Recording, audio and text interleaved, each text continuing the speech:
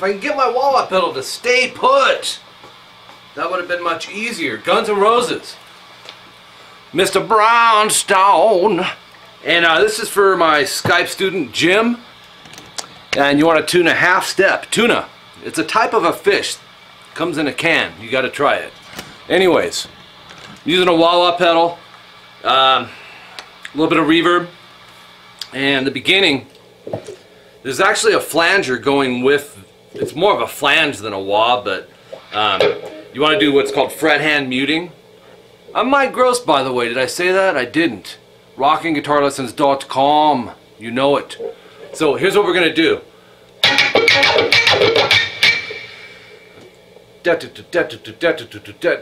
To try to emulate a little bit of that flange that's going on, but it's just fret hand muting, and to do that you just set 4 fingers is typically the best way for a solid mute.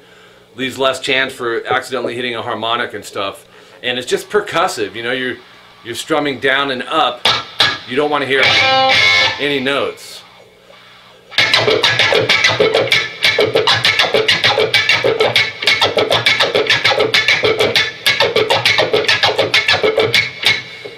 And I'm not going to spend a lot of time on that part because I want to get into the meat of the lesson, and I don't want to make this a 2-part video. So most people are dying to get into that main groove, funky, Aerosmith, sleazy, blues, rock, in your face riff. You know the part I'm talking about. And then there's this 12th fret on the low E slide, alternate picking, and you just want to time it, you know. Actually, it's faster than that. It's like it's like a measure worth, like 1, 2, 3, 4. Hit an open and then work your way halfway back up. And then kicking off the wah-wah pedal so we can get into this part. It's that part. Alright, so really fun riff to play, man. You want to go open E, then the 3rd fret E, middle finger, hammer to the 4th fret, and then 2A, pull off to open, way up, and then an open E again. And then we're going to do the hammer on again, 3 to 4 on the E. So, oops.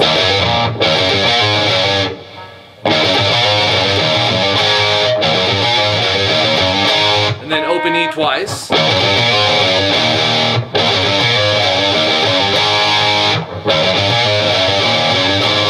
When that open E, it's actually a power chord, so you're going to catch the 2 on the A string with it. Right there. Oops. And then catch the 3E, hammer to 4 again.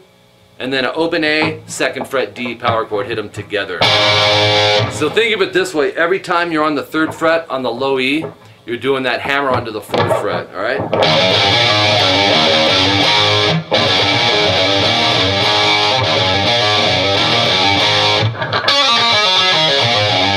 Now, Slash does a few different variations of this. The first one is,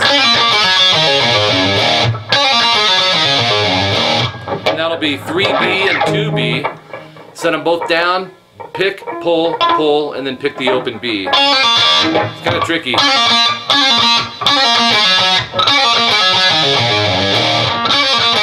Then go 2G, pull off to open, and then pick the open G. So then 2D, pull to open. Same thing on the A. 2A, pull to open. So, and then 3E, hammer to 4. And like I said, every time, man, that we do that 3rd fret, we hammer to 4. So, and then E power chord. Technically, it's an E flat 5, but in this tuning. But anyways, open E, 2A. That's how you finish that.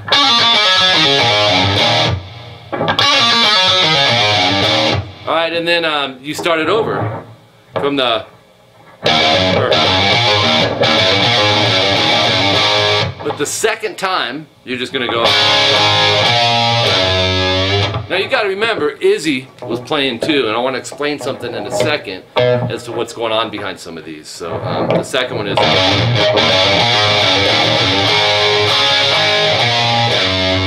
So after you get through the funky groove riff,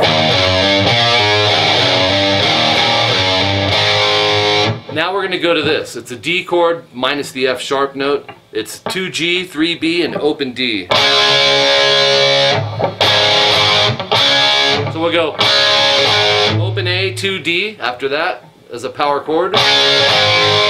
And then 2A, and then 3E. This time we're not hammering. We're going to pick and bend it like. Now that's one time that we won't hammer to the 4th fret. So you'd have.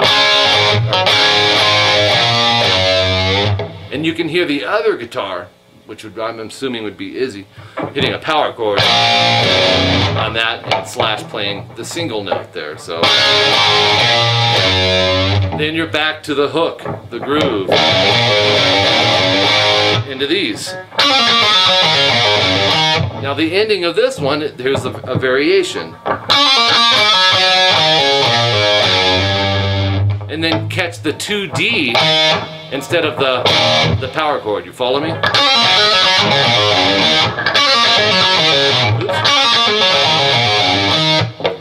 While that's being played, here's what I wanted to explain about the second guitar track. The other guitar, while Slash is going. So we're not going to learn that. We're just going to keep the.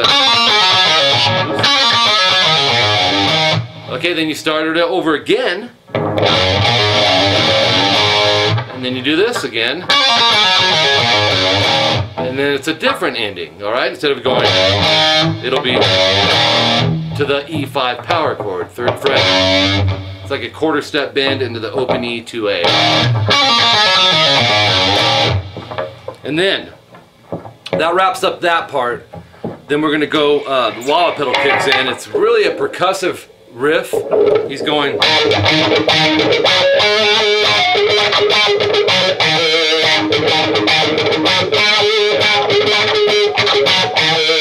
So what I would suggest is get the beat and the notes placed right. In other words, we're going to go 7A. I'm going to shut the wah pedal off for a second. And you want to go.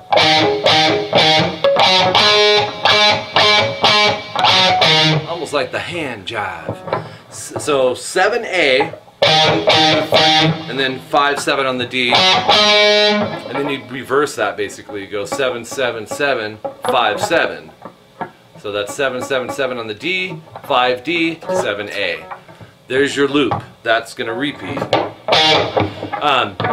There's some percussiveness to it. In other words, instead of just going. As a matter of fact, it's really a feel thing. You can hear Slash slide on one of them, like. But you know, just you want to get the percussive part of it that I'm talking about is like this.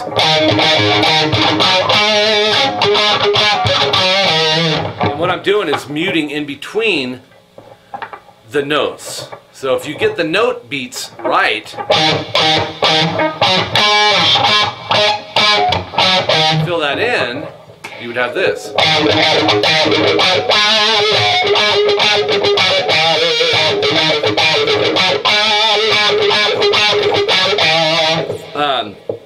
And to achieve that, it's the fret hand muting concept. I'm lifting the pressure up, and I don't know that you can necessarily see my finger lifting, but it is.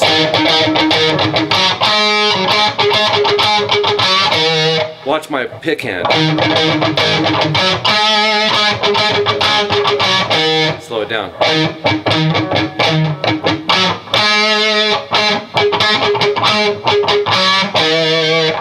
It's really more of a feel thing, and it's not consistently played exactly like that. So I'm just giving you the basic idea of it and see if you can get it together. It's really like a pocket funk type feel more than anything. Like, you remember the song on Ace Frehley from Kiss, the solo album that he did, and there was a song called Back in the New York Groove. He kind of does that same type of, you know, it's like, Actually, I think he has a wah-wah pedal too. He's like, sit in the back of my Cadillac.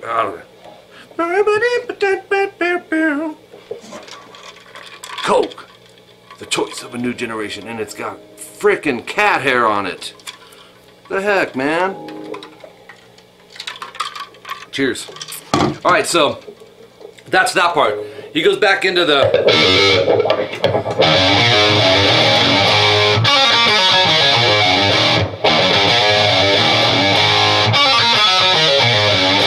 Alright, and then he's back into this again.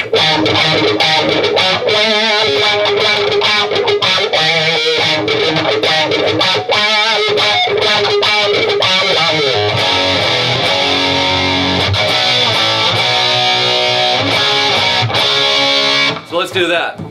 3E, 5A. You can catch the octave on there if you want. The 5th fret on the D. Most people that play power chords do that. Most of the time, you know, except for certain songs like Rock You Like a Hurricane, you're just playing a root 5th. You can hear it clear as day. This is a little more of the, you know, the blues rock, you know, a little kind of sloppy fuller on the chords, if that makes any sense. 3-5-5 to 1-3-3, back to 3-5-5. And then if you listen close, there's a fret hand mute. The thing is, let me explain for a second on the blues rock sloppish type thing. It's a cool thing, it's not a bad thing. But with G&R, there's 2 guitar players, right, on this, Izzy and Slash. And they're not always playing things exactly the same. They may be playing basically the same chords, but one might be doing a in-between things and the other guy may not. So stuff like this is hard sometimes to put through a microscope unless we're doing exact, here's what this dude's doing, and then here's what the other guy's doing. So you'll hear a fret hand mute, which once again, just lightly lay the fingers over the strings, and that'll be 3-5-5 on the A, D, and G. I want to practice that, doing the muting, and I'm also muting underneath the low E, so we don't run into this problem. You want to silence that. Then move that to the 1-3-3, back to 3-5-5.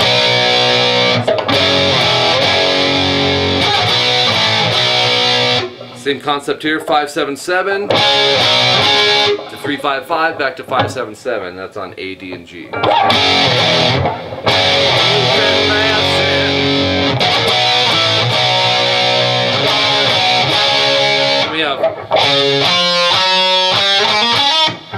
And that will be 5A, 4D, 5D, 6D, and then 7D hammer to 9, and then 7G hammer to 9.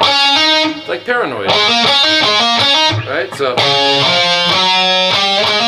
and you'll have to listen to the beat on that, because it's not just. You gotta rest after that 3rd note. Then this part, another feel thing. It's like funk. So we have, you'll go into an open E.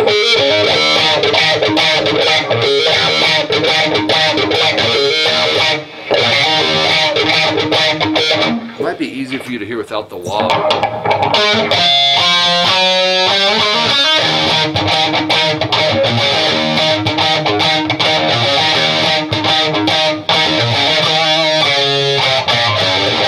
So, yeah, I'm going to keep the wah pedal off. It'll be a little easier for you to understand what's happening. So, you're going to hit the 7A after that open E. Palm or fret hand mute once on the A. Hit the 7A again, and then 2 fret-handed mutes on the A. So you have, and then hit the note again, 7A. So, kind of getting the idea? So then you'll fret hand mute and then hit another 7A. And that's the loop, basically. Then you'll go 7E, 5A, and then 7A. Then you're going to repeat it from the open E. It's tricky, man. Ask my student Jim. It's a tough part. So you have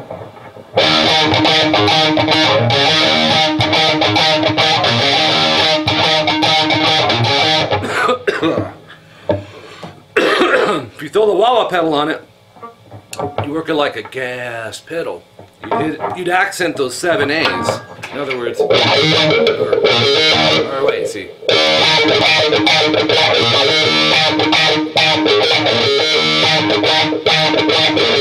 So you're going to go 3 times, and then you'll go 7-5-A, and then 4-2 on the A. So, but you will lead into that with the 7E, 5A, and then 7A. So in reality, you'll be hitting the 7A twice, right? 5A, 4-2A.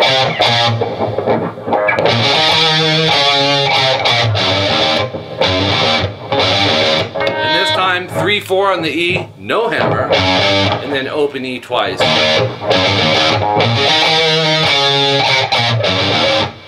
And then let's do one more part.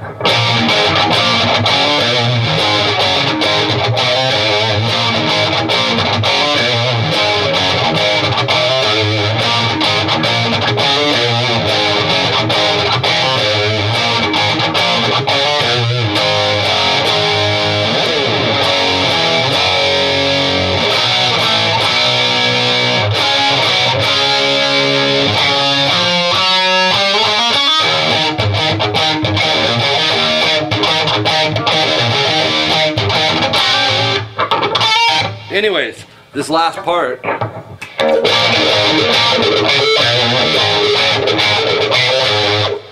take the wah off. We're gonna, for now, another feel thing. 7E, 9A, and 9D.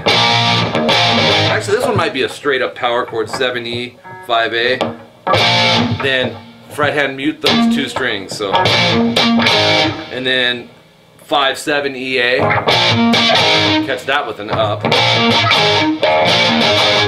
and then 2 fret hand mutes, and then 2 more fret hand mutes after you go back to the 7-9 EA. So your chords are this, and then we'll go 5A hammer to 6, and then 7E. If you get that solidified, you can fill in the fret hand muting. Now watch it with the fret hand muting. And then you do the same thing, a whole step flat. 5-7, 3-5, 5-7, same strings. And then 3A hammer to 4, and then 5E. So you have...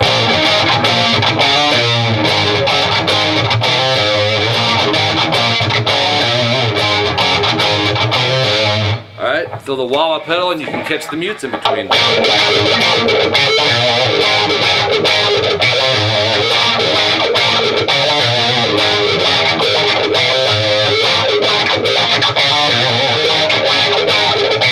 Anyways, pretty cool riff, huh?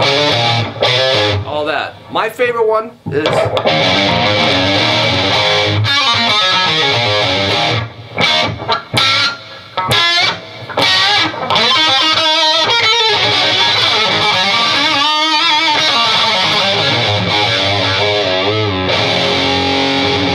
Alright, so I gotta sit, my back hurts. I don't know if you guys know, I broke my back in March, my L2. Got my MRI done and got something wrong with the L5. Like the little in-between thing is like right next to a nerve. And I've been feeling pretty good, but tonight it's kind of hurting. Anyways, there you go, Guns N' Roses with Mr. Brownstone. I remember when this came out, and Guns N' Roses really shook the music industry big time. I think this is their best album personally. It's full of hit after hit. Slash, very creative man, great player. Remember, we're tuned flat for this if you want to play along with GNR on it. And my email, mike@rockingguitarlessons.com, if you'd like to email me about anything. Be sure to subscribe to both channels. I got youtube.com/rockingguitarlessons1 and youtube.com/rockinmikegross. I even have a Rocking Guitar Lessons 2. Just haven't been able to access it. I don't know what's going on with it. If you're interested in some private lessons, I'll make it brief here. I teach guitar and bass on the internet. Been doing it for 2 years now, but I've been teaching for over 2 decades. Full time. Private lessons, group lessons, guitar and bass, and my wife is a vocal instructor. You can contact me through email. You know, there's several sources to reach me. My Skype name is Rockin' Guitar Lessons. Rockin', you know, like the website, ROCKIN, guitar lessons. Speaking of that, all the information for if you're interested in taking lessons can be found at rockingguitarlessons.com. Under the Skype lessons tab, there's a tutorial from me and my lovely wife Jolene, and we explain how it works. All the details are actually printed on the website, and we discuss it in the tutorial. The prices, the rates, all that stuff, the discounts for paying for the month. Typically they're an hour once a week or a half hour once a week is how most people do them. And I also offer what's called CBT lessons. You can find that on the website too. If you have a hard time doing a set day, set time for lessons, you can, what I do is charge the Skype rate, and it's $59 per hour. I handwrite the tabs for you, figure it out by ear, timestamp everything, scan them, send them to your email, and then I record a video in detail, and they're very effective. I have a lot of regulars that are doing the CBT lessons, and they're customs. You know, you get, you know, just having the video, you can only learn bits and pieces, but when you have everything, just, and you can let me know you want guitar 1, guitar 2, all the guitars, just the solos, or everything, you know, in the song. So they're pretty cool. Make sure to fill out that contact information over at rockingguitarlessons.com. We will be doing giveaways in the future, and I'm talking guitars, basses, effect pedals, strings, just different, you know, accessory stuff. And not sure exactly when that's going to start, but if you're on our email list at the website, you'll be informed. We send out, I don't know if it's monthly or bi-monthly newsletters. I think it's twice a month, something like that. But that'll keep you informed on what's going on.